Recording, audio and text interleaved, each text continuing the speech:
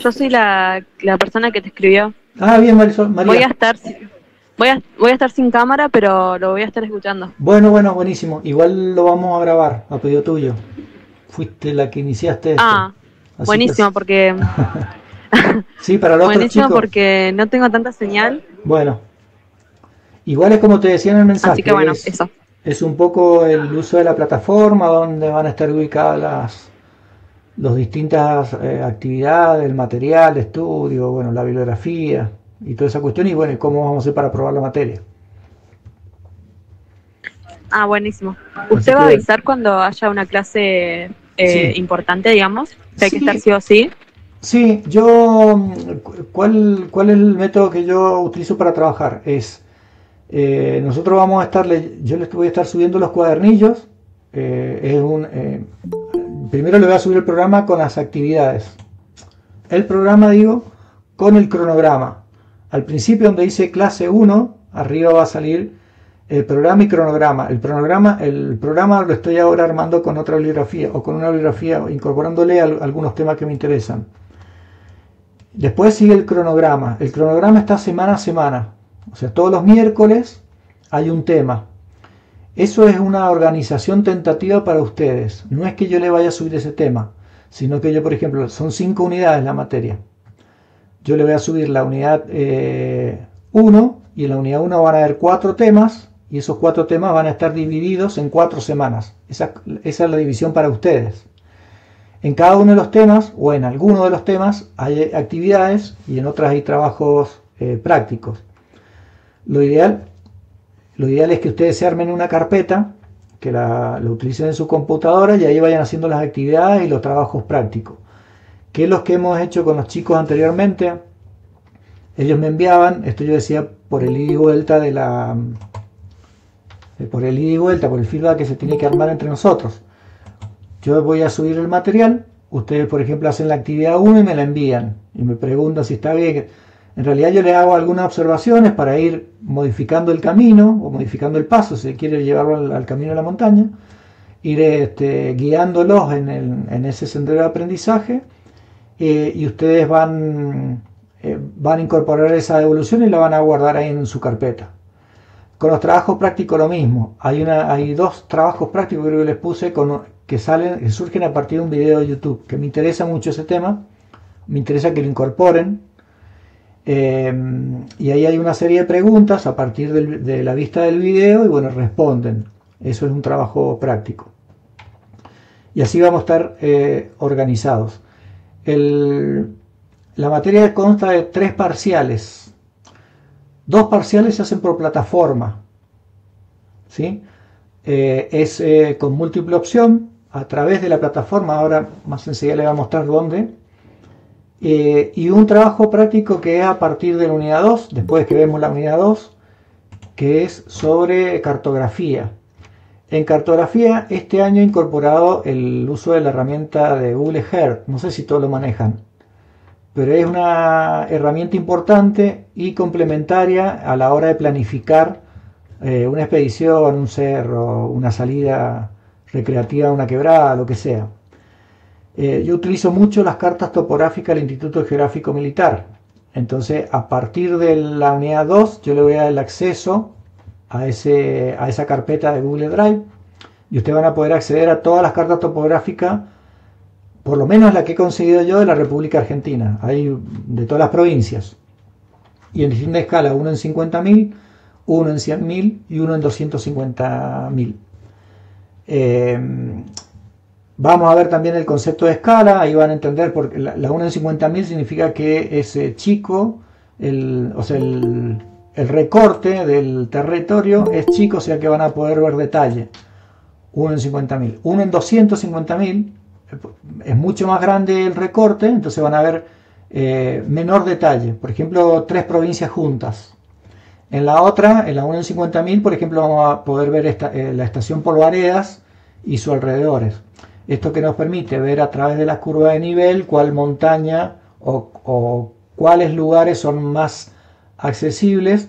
Puede ser porque se da por una quebrada o porque una ladera empinada. Esto lo vamos a ir viendo a medida que avanzamos en el tema, en las materias. Entonces el segundo trabajo, el segundo que es un trabajo práctico, ese es un parcial, el segundo parcial va a ser de a dos, vamos a ser de a dos personas, yo les voy a indicar el tema, ustedes van a armar los grupos antes de que empiece el receso invernal, van a armar los grupos de a dos, no de a tres ni de a cuatro, porque siempre que hay tres uno no trabaja, y siempre que hay cuatro hay dos que trabajan y los otros dos no pudieron, ¿no? Entonces siempre de a dos es mucho más llevadero, y van a trabajar los dos. Entonces de a dos yo les asigno una carta topográfica escala 1 en 50.000 de la provincia de Mendoza, de algún sector, siempre de montaña naturalmente. Y ahí vamos a desarrollar o vamos a simular que hacemos una expedición solos, o sea, la pareja, y después la vamos a simular con cliente. Entonces vamos a tener que sacar distancia, vamos a tener que sacar curva de nivel, altitud, toponimia y otros rasgos ahí geográficos que hay en las cartas. A mí me interesa, básicamente, o sea, la materia está compuesta por 5 unidades, ahora se las voy a mostrar, pero básicamente lo que me interesa de este proceso de ambiente mendocino es que yo lo divido en 3 momentos, digamos, de aprendizaje. Uno que es cómo se construye una montaña, cómo se formaron las montañas. O sea, las montañas están ahí, se formaron en un día, se formaron en siglos, se formaron en millones de años, y bueno, cuáles son las eras geológicas, cómo se dividen las eras geológicas, porque cada una de las eras va a implicar también un tipo de formación. Cada uno de esos ambientes donde se construyó un depósito sedimentario, puede ser un depósito lacustre, puede ser un depósito de masa continental, de continente, pueden haber habido distintos, digamos, movimientos que ha generado que esa montaña esté en la actualidad como está. Pueden haber habido vulcanismo, procesos de vulcanismo, que son los volcanes magma que sale por un cono al exterior de la Tierra. Entonces eso nos va a dar un tipo de roca, que es una roca efusiva, y después hay un tipo de roca que es volcánica también, que es ígnea, y se forma en el interior de la Tierra, y esas se llaman intrusivas o plutones. Esos plutones también van a dar origen a batolitos o a stock. Acá en Mendoza tenemos varios ejemplos, como el stock de Cacheuta o el plutón de Cacheuta, que están los que conocen o han podido venir acá a la montaña de Cacheuta. Hay varios cerros, el Cerro de la Cruz, todo el cordón de Cacheuta, los Mogotes Colorados, el Ponderado, toda esa zona es el stock de Cacheuta. Después está el Cerro Médanos, un poquito más yendo a la cordillera frontal, ahí por el río Mendoza, a la margen sur. Después está el de la Polcura, también el stock del Cerro Arenal.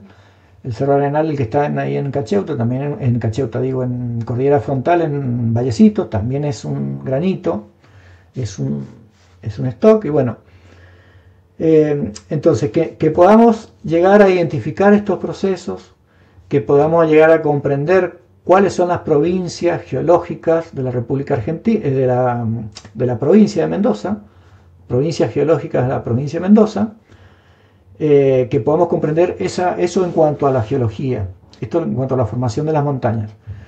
Después viene un proceso que ahí es donde interviene el hombre, el proceso de ocupación de la tierra. El hombre llega a la naturaleza a partir después del Pleistoceno, en el Holoceno y Pleistoceno, o sea, 12.000 años para acá, cuando empieza a ser cazador-recolector, a amigarse a simular los procesos de la naturaleza, imitar los mecanismos de producción de plantas y animales, bueno, y a sedentarizarse. Todo este proceso tiene que ver, y me importa mucho, sobre los pueblos originarios, que también vamos a ver en parte pueblos originarios, sobre todo también en las salidas que vamos a ir haciendo. Los pueblos originarios tienen una relación, digamos, de deidad con la montaña. La mayoría de los pueblos siempre han concebido a las montañas y a la naturaleza como algo sagrado, que es como pretendo, o es como la cultura de montaña básicamente concibe a esto, no simplemente como un escenario donde nosotros practicamos nuestro deporte, sino como una relación entre el hombre, la naturaleza y el ambiente, o sea, entre el hombre y la naturaleza. y en esas relaciones que ellos los consideran deidades. Distintas culturas lo han hecho, los mapuches en el sur, en la Patagonia los tehuelches, los incas, los huarpes, bueno, por lo menos las culturas que han estado en Mendoza, porque estamos en la materia de ambiente mendocino, lo han hecho, y a lo largo del territorio de la República Argentina y a lo largo del continente americano también lo han hecho. Han tenido esa relación de ofrendas, de respeto, de cuidado de la naturaleza, ¿no es cierto? Y de ver a las montañas como dioses o como deidades. Entonces ese sería otro momento que también me gustaría que lo incorporemos. En esto de los mapuches hay debate, si son o no son argentinos, si son chilenos, si vinieron o no vinieron. Bueno, la República Argentina y la República de Chile se consolidaron recientemente como república. Recientemente me refiero en términos históricos, y los pueblos originarios estaban mucho antes, se habían desarrollado mucho antes de que llegaran los españoles a conquistar el suelo, y bueno, con los españoles, los europeos, a venir a conquistar las tierras que en algún momento le pertenecieron a los pueblos. Esto generó conflictos, bueno, ya lo vamos a ir viendo con más detalle. Pero quiero que bien firme eso. Y después la situación actual, como el hombre actual, el hombre moderno, en su afán digamos, de satisfacer sus necesidades, empieza a explotar los recursos naturales o los bienes comunes. De acuerdo, esto de recursos naturales y bienes comunes viene dando por corrientes, digamos, de pensamiento en que los bienes comunes son de todos. O sea, hay una propiedad privada y hay una propiedad pública que es del Estado, pero eso tiene que ver, o el agua, por ejemplo, los glaciares o la cabecera de estos cursos, importa y tiene que ver con bienes comunes. Son bienes comunes a toda la sociedad, o a toda la sociedad, a toda la cultura. Mientras que recursos naturales ya tiene implícita una noción de economicista, de que es factible de obtener ganancias a través de la explotación de esos recursos. Entonces tiene una idea ahí de base que se contradice, pero bueno, está bueno manejarlo. Y en esa explotación, ¿no es cierto?, en esa ambición de extraer recursos, cómo daña el ambiente, cómo interfiere en el ambiente y cómo va modificando los ecosistemas. Por eso esta primera unidad habla del ambiente, del paisaje, de los ecosistemas, de la noción de sistema, de los elementos de entrada y los elementos de salida. Cada vez que nosotros en un sistema natural, por ejemplo una vega de altura, por ejemplo un humedal, que es una palabra más abarcativa, más grande, los humedales de altura, si nosotros caminamos, por ejemplo, la quebrada de Vargas, una paralela hacia el este, se llama la quebrada del Pochoco, la conocen también como quebrada del Visera. Quebrada del Pochoco significa agua en abundancia. Agua en abundancia hay un término de las comunidades aborígenes de Chile, que los traen los primeros exploradores geólogos de Chile. Entonces lo bautizan como agua del Pochoco, y tal cual, cuando uno entra a la quebrada, nosotros la conocemos también como la quebrada del Visera, cuando uno entra a esa quebrada tiene agua por todos lados. De las laderas de la montaña va saliendo agua y va brotando por todo el recorrido hasta casi los 4.000 metros. Y así las quebradas siguientes que van, por ejemplo, al Obispo, al Cine del Tupungato, a la quebrada de Vargas que le decía recién, que remata en la Laguna Seca, en la quebrada de la Laguna Seca, y después se pierde por infiltración, por unos procesos de formaciones de rocas geológicas, que también lo vamos a ir tocando ahí en el transcurso de la materia. Pero bueno, que cada vez que nosotros introducimos, por ejemplo, si en ese ecosistema natural o en ese humedal que está perfectamente regulado por una entrada y una salida de agua, un caudal anual que va alimentando constantemente ese sistema, y vienen guanacos, vienen colibrí, vienen distintas aves y distintos mamíferos, pumas, zorros, ardillas no, bueno, se me fue el nombre, los ratones del campo, los ratones del cerco, los cuyis, vienen a beber de ellos, y nosotros en el medio le metemos como recurso, le metemos una actividad minera de explotación, y bueno, Lamentablemente en toda América Latina el problema que tenemos con la minería es que utilizan herramientas tradicionales o métodos extractivos tradicionales que están prohibidos en otras zonas, como por ejemplo Canadá o Australia, y vienen acá, lo hacen porque están permitidos y contaminan el suelo, contaminan el agua, y esa interferencia hace que mueran plantas, mueran animales y bueno, dificulte la vida del hombre también. Cada elemento, el sistema está compuesto por varios elementos, plantas, animales, distinta variedad de plantas. Cada uno de esos elementos que nosotros destruimos está afectando a todas las formas y a todos los procesos que están asociados a esa planta, por ejemplo. Si nosotros destruimos, si destruimos y no permitimos la existencia, por ejemplo, de la jarilla, todas las formas y todos los procesos que están asociados a la jarilla, las abejas, los que comen de las semillas, los que comen de las hojas, la resina, la sombra, los gusanos, todos esos elementos se ven amenazados y se ven destruidos. Entonces por eso es importante también entender eso. Además de esto es la prohibición de transitar por las montañas que hacen las empresas mineras, porque claro, no quieren fotos, no quieren que veamos qué es lo que están haciendo. Entonces vemos impedido el paso de esa propiedad privada, porque el concepto es de recurso natural en ellos, nosotros bienes comunes. Vemos prohibido el paso hacia la montaña y vemos afectada nuestra actividad como guía y nuestra actividad como exploradores naturales, porque el hombre es un explorador natural. Cuando digo hombre me refiero a varón y a mujer, me refiero a la especie, no solamente a los hombres. Y se ve amenazada esa actividad.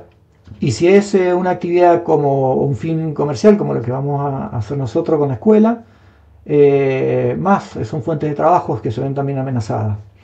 Entonces también entender esto. Además la ganadera extensiva, la tala y quema de bosques nativos, en el caso de Mendoza o en el caso de cualquier otra provincia, genera que los suelos se laven. Cuando hay precipitaciones, la planta no frena esa gota de agua, esa gota de agua no baja suave por el tallo y se infiltra en esa materia orgánica que hay en el suelo, ni va a las raíces para absorberse, retardando así los procesos de escurrimientos, sino que al no estar la planta, directamente la gota impacta, mueve partículas del suelo y después se desliza por pendiente, ladera abajo, causando graves daños y graves inundaciones.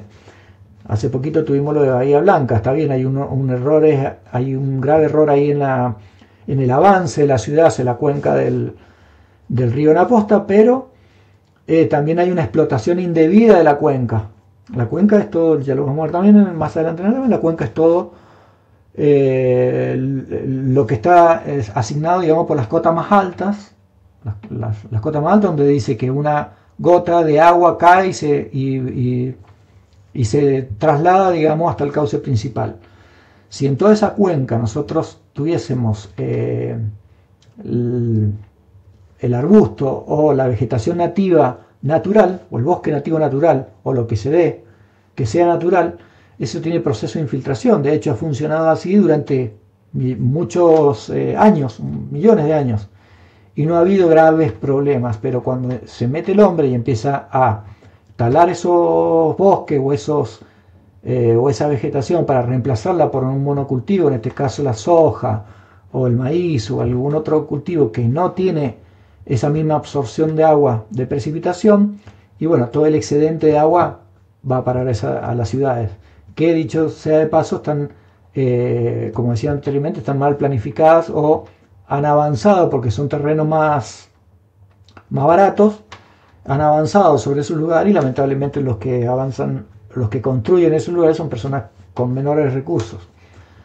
Entonces, bueno, suceden todos estos problemas cuando hay una planificación acertada. Entonces, vuelvo a esto de que es importante conocer cómo el hombre va a ir transformando nuestros territorios a través de esta explotación de recursos y el uso individuo, digamos, de los ecosistemas. Esos serían las tres grandes partes que me interesan que nosotros sepamos cuando finalizamos Ambiente Mendocino.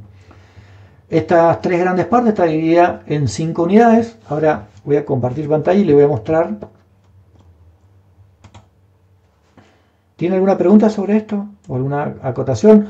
Hay distintos, ustedes son chicos que tienen distintas profesiones, chicos, algunos un poco más grandes, un poco más chicos.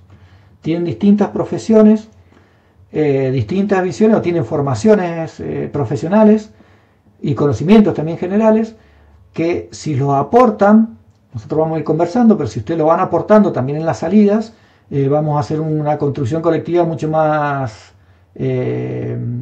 significativa para todos, incluso para mí.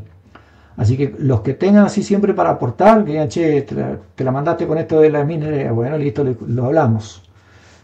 Digo, ni yo los voy a tratar de convencer a ustedes, ni ustedes me van a convencer a mí, sino que vamos a ir creciendo en este campo, digamos, que es la construcción de nuestro conocimiento. Florencia, levantaste la mano.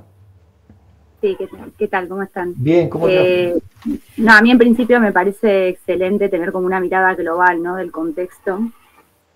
Así que todos estos son aportes que me parecen re necesarios y primordiales para nuestra actividad y también como ciudadanos y ciudadanas.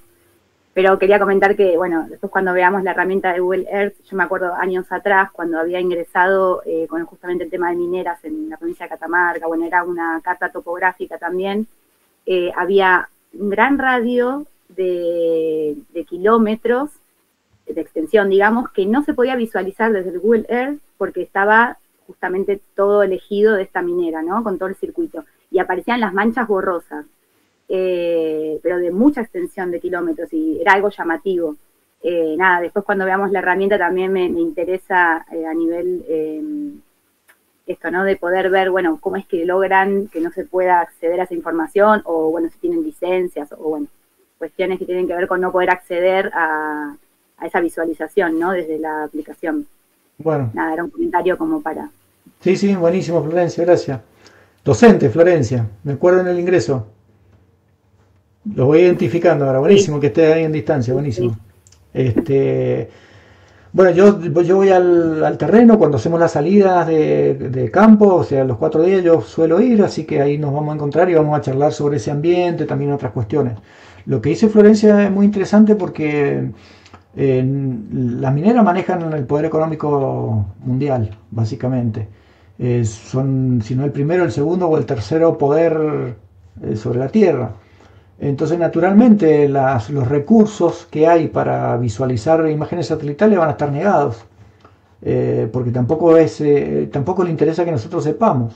Mientras más nos tengan ignorantes, digamos, más fácil va a ser todo. Ahora, de hecho, hoy día liberaron a 2 de los chicos que se habían manifestado en Uspallata, gracias a Dios, o quizás a la presión de la ciudadanía, no sé cómo ha sido, pero los liberaron y bueno, es un hecho muy importante, no bastante importante, porque, digo, salir a protestar por... Federico había propuesto un parque provincial que se llama Uspallata Polvareda, que es en Uspallata. Hay cultura incaica y hay cultura huarpe de hace muchos años, 8000 años antes del presente. Yo siempre voy a decir antes del presente, no antes de Cristo, pero antes del presente, 8000 años antes del presente. Los incas un poco más antes, bastante más moderno, pero está el Capañán, está el camino del Inca que une la ciudad de Cusco hasta básicamente San Rafael. Hay construcciones ahí de pehuenches en San Rafael que tienen arquitectura incaica en las paredes o en los muros de sus construcciones. Entonces han tenido influencia los pehuenches, los últimos, digamos, pobladores pehuenches, han tenido influencia inca. Entonces, y ahí está Ranchillo, está Tambillo, está Aconcagua, donde está la pirámide, está enfrente del Cerro Penitente con su... creo que era la capacocha ahí del Cerro Pirámide, y enfrente este recinto que no se ha excavado. Hay un montón de cosas. Yo he encontrado una paleolítica del 1450, 1520 más o menos, que los incas lo usaban para laboreo agrícola, en la quebrada esta del Pochoco que les digo. Entonces, si nosotros somos los que transitamos la montaña, empezamos a encontrar estas cuestiones, es importante identificarlas, es decir, che, mirá, esto parece, es un mojón. Un mojón es una estructura, arriba en las cumbres de la montaña hay como apachetas. Las apachetas se hacen en los caminos y es para cuando marcan quebradas de pendiente, por ejemplo, o cuando pasan a otra cuenca.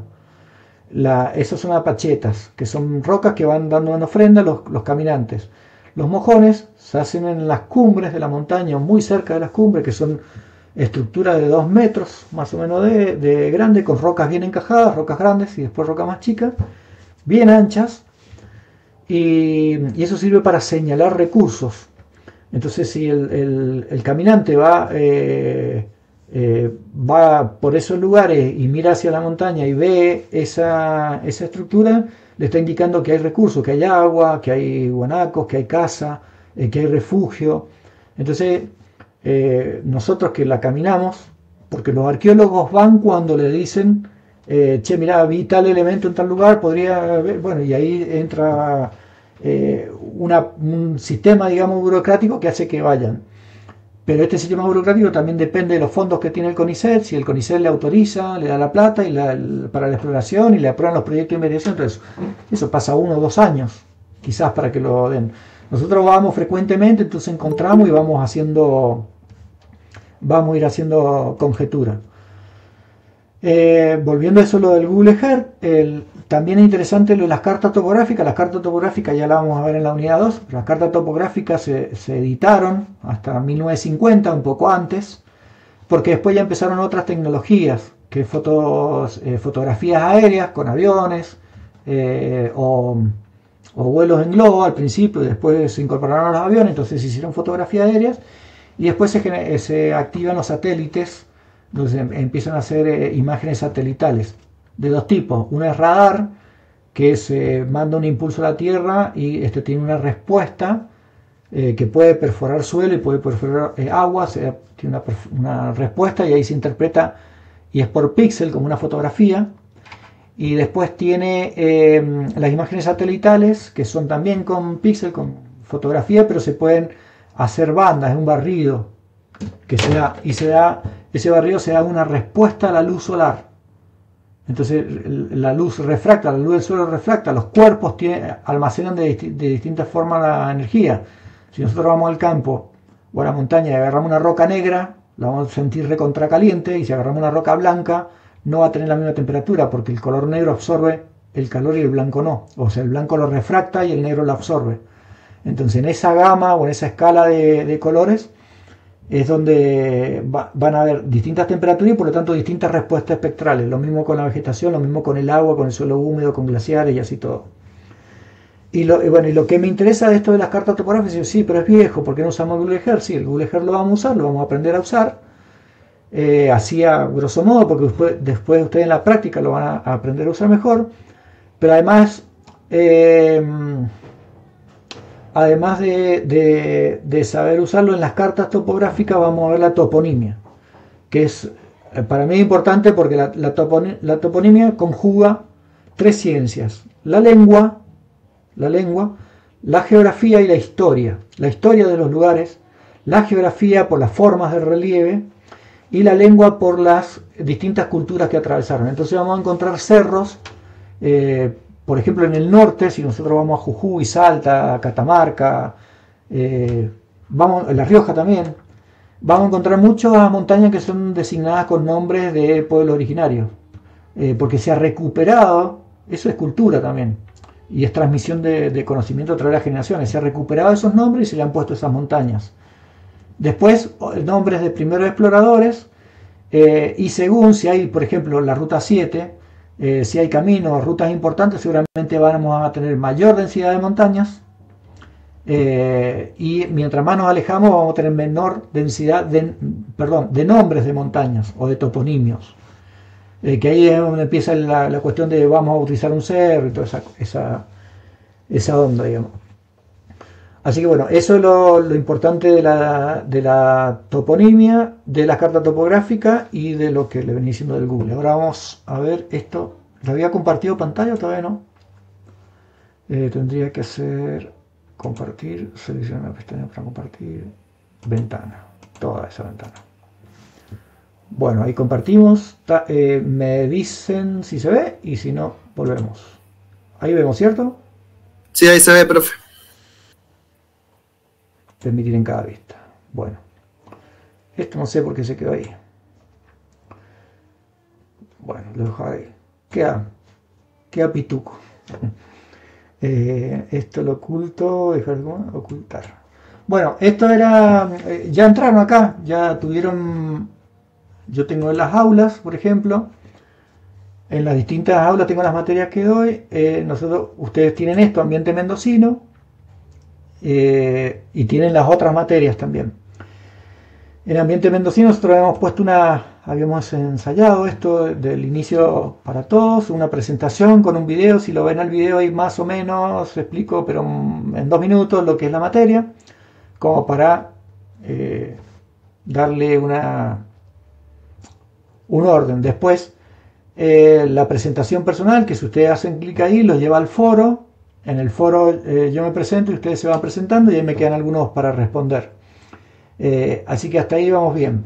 Esto es lo que vemos siempre en la plataforma, en el izquierdo. Nosotros tenemos acá clases, y ahí en clases yo le voy a ir subiendo. Módulo 1, acá está la unidad 1. Pero primero, o sea, yo ahora termino el programa y termino el cronograma y se lo subo. Entonces primero le va a figurar eso, programa y cronograma. Después viene la unidad 1. En el mismo módulo 1, abajo, yo le voy a compartir lo de la primera salida. Creo que a la cordillera frontal, uy, se me fue el nombre. Al Morro del Negro. Bueno, acá el Cordón del Plata, la cordillera frontal. Esa es la primera salida. Después las otras salidas, por cada una de las salidas yo le voy a armar un cuadernillo y los voy a subir. Ese cuadernillo tiene primero todo un desarrollo conceptual, como yo les venía diciendo recién, todo lo que es la parte geológica, todo lo que es la parte de pueblo originario, de cultura, y después algo sobre la situación actual. Y cuando hablo de situación actual, hablo del hombre, la flora y la fauna. Estamos pensando con Silvia hacer un cuadernillo extra o algo extra para que tengamos la flora y la fauna de la provincia de Mendoza. Ya vamos a ver la forma. Eso seguro más adelante cuando veamos biomas o las provincias fitogeográficas de Mendoza, que ya es más para la unidad 4. Después, ahí en calificaciones ustedes van a poder ver el resultado de sus parciales. Yo también acá en clase va a ser módulo 1, el cuadernillo de la cordillera frontal, módulo 2, el cuadernillo de la zona donde vayamos, y después el parcial. Ahí va a decir parcial 1, ahí ustedes van a ingresar al parcial 1 y va a ser un examen de 30 preguntas o un poco más, múltiple opción, con 4 o 5 respuestas posibles, sin trampa, o sea, bien armadas. Y después la aprueban, la tienen que hacer en 1 hora, un solo intento, salvo que se les caiga el sistema, que se les cortó la luz, que cayó un rayo, no sé, que pasó algo. Entonces yo lo habilito manualmente y le envío manualmente la evaluación, pero me tienen que avisar rápido por el celular, pues yo no estoy conectado, no estoy todo el día en la compu ni tampoco por correo. Entonces directamente me llaman o me mandan un mensaje, me llaman mejor. Si no respondo me mandan un mensaje al toque, me dicen no pude hacer la evaluación porque se me trabó. Yo ahí mismo entro del celular, le habilito y vuelven a tener el tiempo para hacerla. No dejen de pasar esa oportunidad. Parcial 1, recuperatorio parcial 1. El que sacó parcial 1 una nota baja me refiero a 6, 7, por ejemplo, que le sirve para regularizar la materia, pero no le sirve para aprobarla, que ya vamos a ir más adelante a esto, cuando apague la cámara, porque si no, después me retan. No. Parcial 1, recuperatorio. En el recuperatorio, los que sacaron 6, 7 pueden volver a hacer el recuperatorio. Si lo desaprueban, yo le voy a tomar la nota más alta. Si ustedes el parcial 1 tuvieron un 7 y en el recuperatorio, que es distinto, porque no son las mismas preguntas, sino yo elaboro otra forma de evaluar, otras preguntas, mejor dicho. Si en ese sacan 6, yo le tomo el 7. Entonces van a tener dos posibilidades de hacer el parcial 1. El parcial 1 propiamente dicho y el recuperatorio. Usen también esa posibilidad. ¿Qué es lo que les decía con esto? Nosotros tenemos 3 parciales en el año. 3 parciales. De los cuales tenemos que sacar una nota superior a 8. 8 o más para acreditar en presencial. Los presenciales acreditan porque tienen un proceso continuo de evaluación. Ellos acreditan. Nosotros tenemos el mismo formato que presencial. Damos lo mismo. Y acordamos con Silvia que también acreditan, pero no vamos a decir que acreditan. Nosotros vamos a hacer, los que tengan más de 8 van a tener la materia aprobada. Vamos a ir a una mesa en los turnos correspondientes de diciembre, febrero, marzo, bueno, junio, julio. Y ahí vamos a preparar un tema. El tema que van a preparar ustedes me lo tienen que avisar. Me avisan con 1 semana o 2 semanas de anticipación. Me dicen, mire, estamos hablando de la evaluación final, evaluación de síntesis final. Es decir, yo me gustó el tema de la precordillera, por ejemplo, o la cordillera frontal, o procesos endógenos formadores del relieve, proceso interno de la Tierra, ¿no? Entonces, si me dicen eso, yo voy a preparar eso, yo lo anoto en el cuadernillo y podemos hacer una evaluación con múltiple opción, igual que los parciales, o una presentación de ustedes en unos 5 o 10 minutos en el aula, tipo coloquio. O sea, van a estar 5 o 6 chicos, 5 o 6 estudiantes, y cada uno va a decir su tema, y ahí termina. La nota que yo le voy a poner en todo este proceso es la nota que van a tener al final. Si ese final que rendimos en mesa sobresale, le aumento 1 punto, 2 puntos, según. Si no sobresale, le dejo el 8. Por ejemplo, ¿se entiende hasta ahí, cierto? ¿Sí? Bien. Si tenemos menos de 8, tenemos un 7, un 6, un 5, algo que les alcance para regularizar, vamos a la mesa de examen. Y ahí sí tienen que preparar un tema. En ese tema lo van a preparar, me van a decir lo mismo, voy a prepararte el tema y yo después les voy a hacer preguntas. Pero eso también está sujeto a poder desaprobarlo, porque es una evaluación. Pues ustedes han quedado regular en la materia y se están sometiendo a un examen de evaluador. De la otra forma, si ustedes se preocupan, digamos, y en los parciales, en los 3 sacan 8, nada, está aprobada la materia, van a ese coloquio no tiene una desaprobación, ni tampoco tiene preguntas para hacerle, sino que tiene esto de presentarlo y compartirlo entre los compañeros que cursan la materia. Ahí están aprobados. O sea, tienen las 3, 8, saben que aprobaron ambiente mendocino, y ya para acreditarlo en la libreta lo único que tengo que hacer es ponerle la nota, pero les pongo la nota una vez que se inscriben a la mesa, una vez que hacen este coloquio, y ahí va la nota que les había dicho que le voy a mandar por mensajería interna eso. Los que no desaprueban, por ejemplo, ¿qué ha pasado con algunos chicos que trabajan en Aconcagua? Se van en noviembre. En Plaza de Mula hay internet, hay datos, hay sistema y todo eso, hay conexión. Se van en noviembre y el tercer parcial, creo que en octubre, noviembre, el tercer parcial no lo rinden, entonces quedan libres. Porque para regularizar la materia tienen que rendir los 3 parciales, independientemente si lo aprueben o no. Si lo desaprueban, quedan regulares o quedan libres según la nota. Pero si están ausentes, directamente no se lo puedo computar, entonces quedan libres.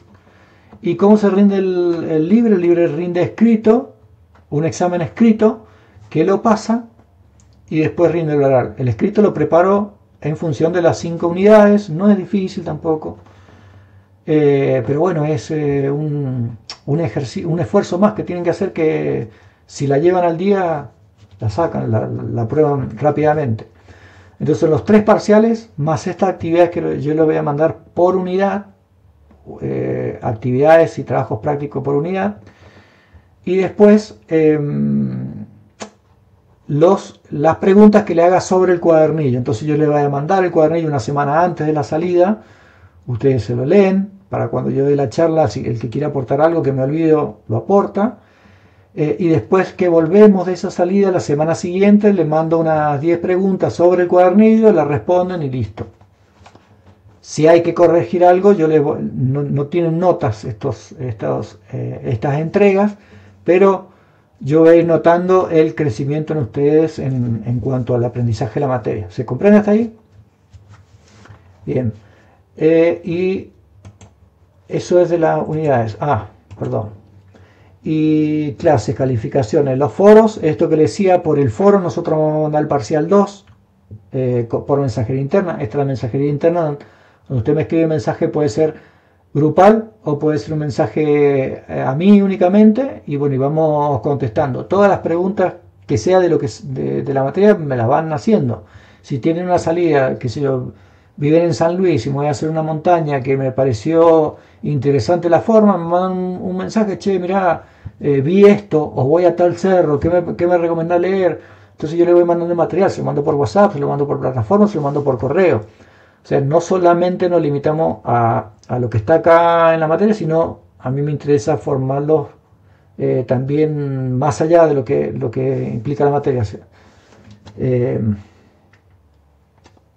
bueno, sitios. En sitio ahí está la bibliografía, yo veo todas, no sé si ustedes la pueden ver después, pero ahí están la bibliografía que yo le voy a ir subiendo por unidad. ¿Qué es lo que es esta bibliografía? No es obligatoria, sino que es optativa. Toda la bibliografía es optativa de la materia. Ustedes pueden ampliar lo que yo leo en el cuadernillo leyendo algunos de estos artículos, leyendo algunos de estos recortes que yo le he pasado o que le he dado. Hay algunos interesantes, está el libro del Glauco ahí de los hielos olvidados, porque por ahí cuesta conseguirlo por PDF ahí en la red, entonces bueno, acá lo tienen. El de Geografía Física de Strahler, que es muy de geología, un geógrafo escribiendo sobre geología. Climatología de Mendoza, un artículo bastante viejo, pero bueno, el clima va modificándose, pero esto sirve a la climatología general de la provincia.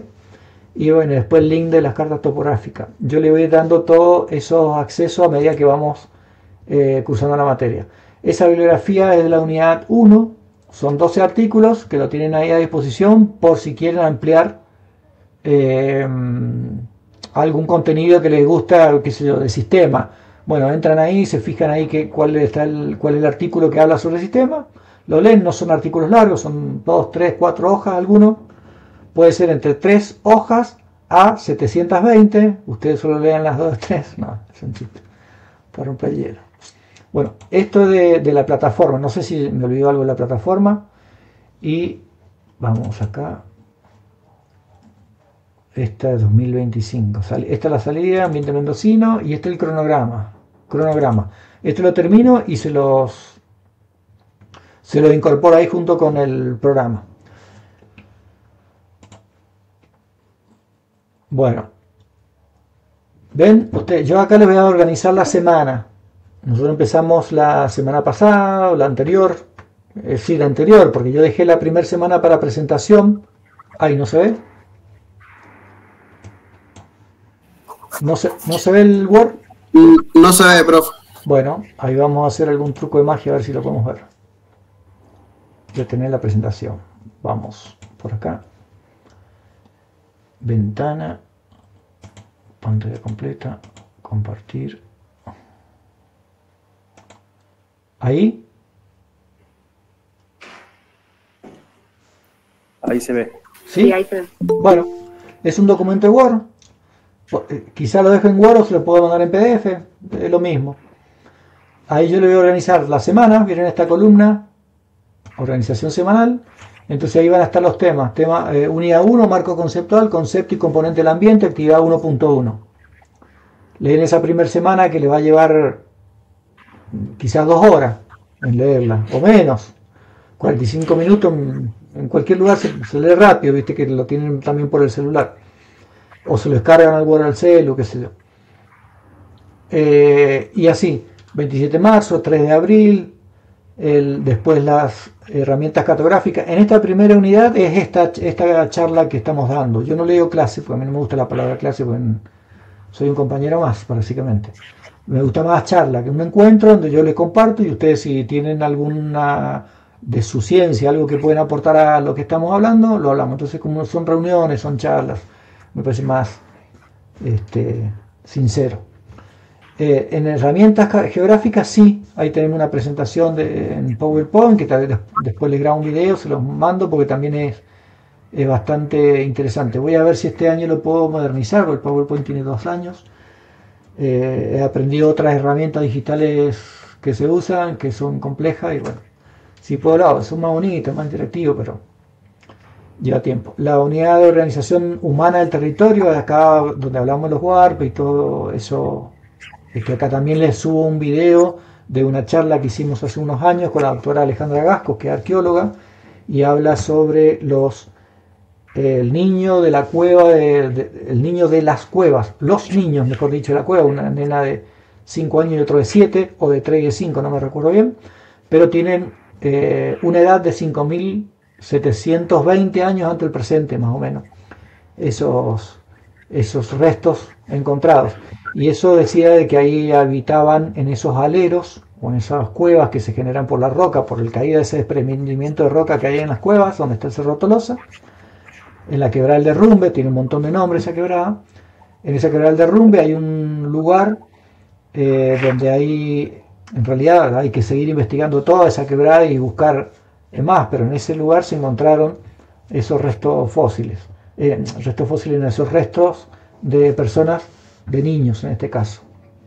Se siguió excavando, pero se llegó a un lugar donde ya habían depósitos de laguna, ya no tenía sentido porque ese lugar había sido inundado antes, o sea, 12.000 años antes del presente. Ahí ese proceso de remoción en masa, que se dice propiamente, ese proceso de remoción en masa, ese derrumbe, bloqueó el río Cuevas y generó una laguna hacia el oeste, inundando gran parte del valle de la quebrada del Benjamín Matienzo.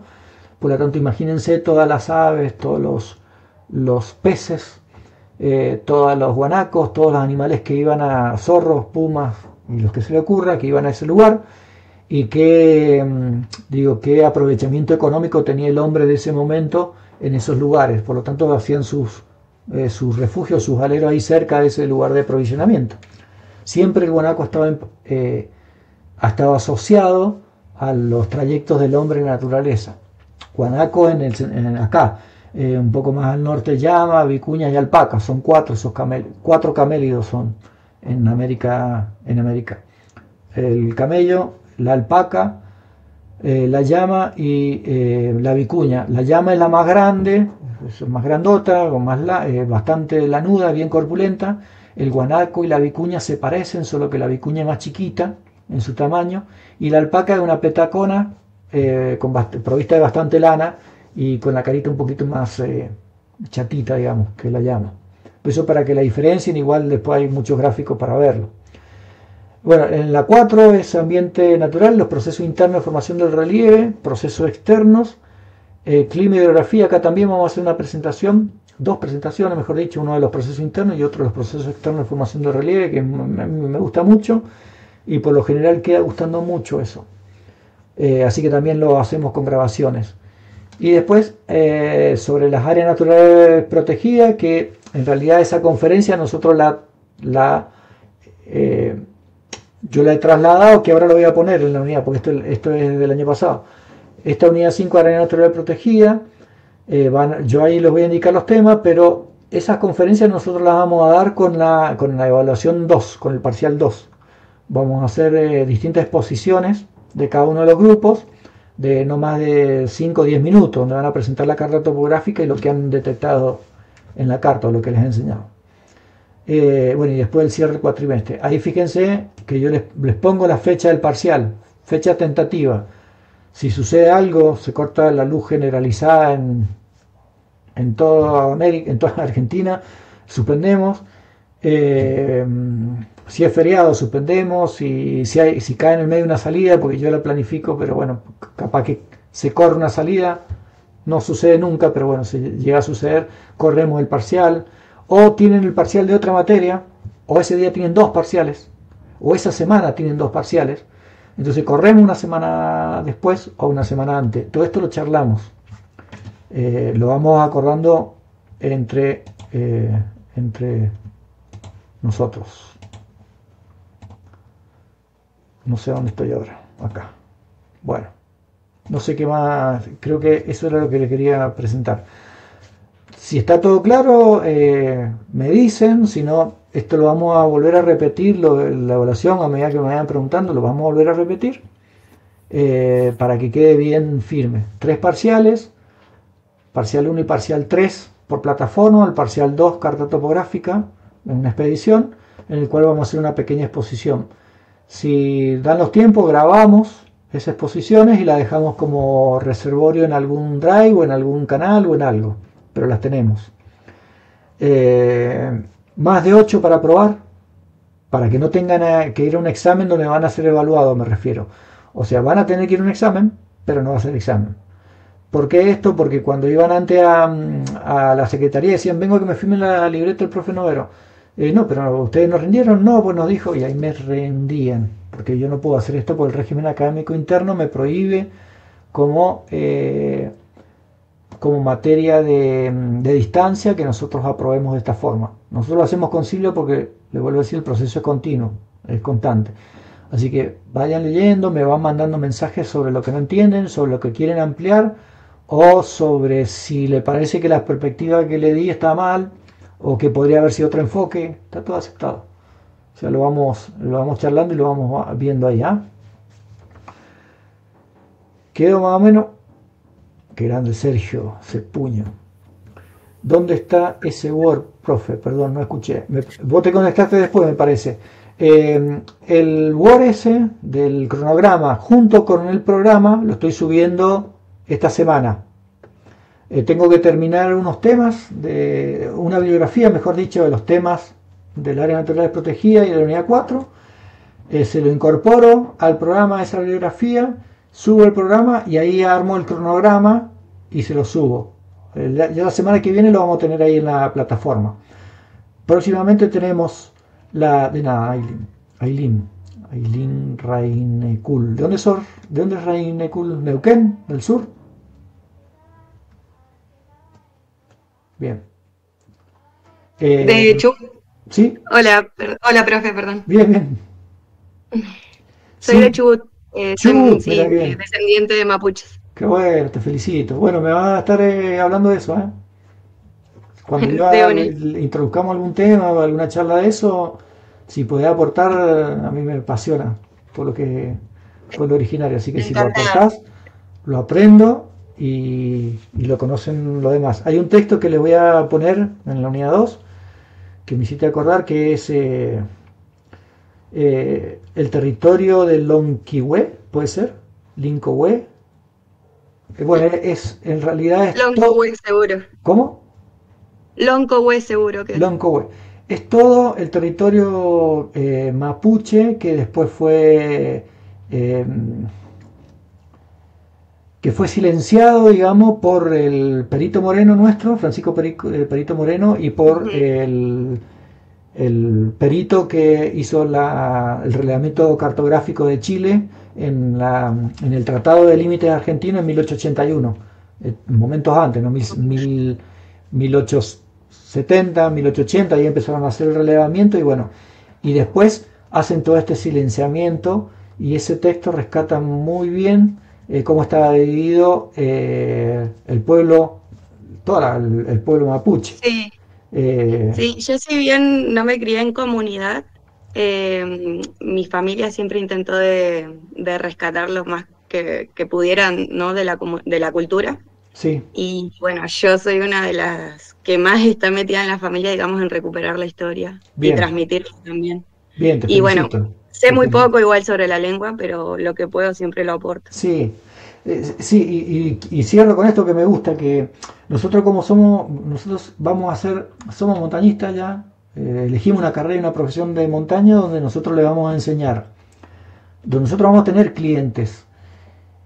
Yo no soy guía, soy profesor de geografía, pero ustedes, van a tener clientes, pero sí salgo mucho a la montaña con gente. Sí van a tener clientes y ustedes le van a enseñar a esas personas que vienen, que son urbanos, esas personas con hábitos y costumbres urbanas, le van a enseñar un camino, que es un camino de relación con la naturaleza. Y esa relación de la naturaleza no puede estar despegada de lo que representaba la naturaleza para los pueblos originarios. Entonces, esa cosmovisión de los Andes, ese mirar las estrellas y tratar de identificar alguna constelación, y explicarle los procesos de formación de la Tierra, si hay fósiles, si no hay fósiles, los colores de la roca, bueno, todo eso al cliente le va a ser mucho más entretenido que decir, bueno, 7 de la mañana nos levantamos y empezamos a caminar, 1 de la tarde comemos, 4 de la tarde hacemos cumbre, foto y descendemos. y ahí terminó todo. Entonces, si en el medio nosotros logramos charlar todas estas cuestiones, bueno, va a tener cliente para rato, porque realmente es apasionante. Es un mundo, no tiene retorno. Sí, Así creo, que, profe, perdón que le interrumpa. sí, Creo que está re bueno igual transmitir el respeto en la montaña, que, no sé, yo soy una persona que está mucho en la montaña, tanto en el ámbito de esto, montañismo, kayak, o sea, como en diferentes terrenos, agua, tierra, y muchas veces veo que muchos montañistas o deportistas no respetan el lugar que transitan. Y creo que eso es mucho más importante, más allá de que, por ejemplo, yo tenga cultura mapuche, como que todas las personas tienen que transmitir eso, primero que nada, el respeto y el cuidado, no tirar papelitos, no tirar los sobrecitos de gel o esas cosas. Creo que eso es fundamental. Sí, tal cual, porque el guía es un educador ambiental. Nosotros salimos siendo educadores ambientales. Claro, y de ahí viene mucho más conexión que cualquier otro, o apellido, cualquier otra cosa, creo. Sí, es tal cual. Bien, Ailín, buenísimo. Bueno, ¿alguna pregunta sobre esto? Ya se me va a cortar seguro porque yo soy pobre, no pago lo de Google. Pero es una hora nomás. El patrón Google me dijo, te regalo una hora, la otra te la cobro. Si hay alguna pregunta, y si no, bueno, finalizamos y después vamos teniendo contacto por plataforma hasta el próximo encuentro, que va a ser presencial, la salida y después otro encuentro virtual más adelante. Finalizará en menos de un minuto. Mira qué cronometrado, eso se llama planificación, ¿viste? Creo que todo bien, profe. Cualquier cosita nos comunicamos ahí por mensaje. Bueno, un gusto tenerlo, che, bienvenido. Los abrazos fuertísimos a todos. Bienvenido a la Escuela de Guía. Y aprendan mucho de todos los profesores. Son muy capos todos, así que aprendan mucho. Hay tipos muy, muy grosos ahí en la escuela. Lástima que el Lito se jubiló, pero el Lito nos acompaña en la salida también. Así que ahí lo van a poder también abrazar. Así que bueno, nos vemos pronto, ¿ah? Muchas gracias, profe. Muchas gracias. Disfruten todo el proceso. Gracias. Chao, Gracias. Buenas noches.